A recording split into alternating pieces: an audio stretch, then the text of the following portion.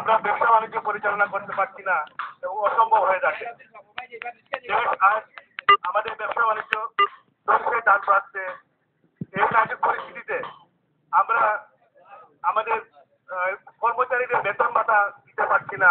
সরকারি পোশাকে তো ব্যাগ ট্যাগ দেওয়া দূরের কথা। তাই আজ আমরা ব্যবসায়ীবৃন্দ একে অন্যের হাতে হাত মিলিয়ে সাদা পতাকা নিয়ে মানববন্ধনের রাস্তায় দাঁড়িয়েছি।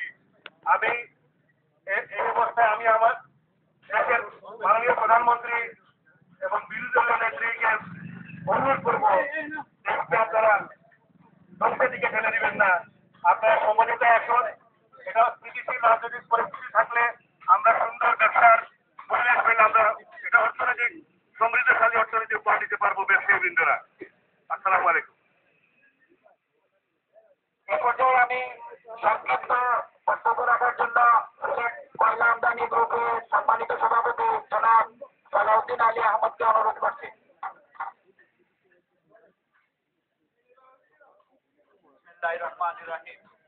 আজকে এই সহিংস রাজনীতির কারণে আমরা ব্যবসায়ী পর্যায়ে মুখ টুকরে পড়েছি। আমাদের এখন সর্বোচ্চ পিক আওয়ারের সময়, এই সময় আমরা মাল ডেলিভারি দিতে পারতেছি না।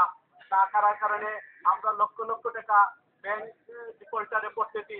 আমরা সরকারের কাছে আবেদন জানাবো, এই যতদিন পর্যন্ত এই সহিংস রাজনীতির কারণে আমাদের ব্যবসা প্রতিষ্ঠানগুলো বন্ধ ছিল, এই দিনগুলো আমাদের ব্যাংক ঋণ মৌকুফ করার জন্য এবং ব্যাংকের আমাদের লোন দেওয়ার জন্য, যেহেতু আমরা এই ক্ষতির সম্মুখীন হয়েছি, আমাদের তো কোনো দোষ ছিল না। আমরা বছরের পর বছর সরকারকে নির্দিষ্ট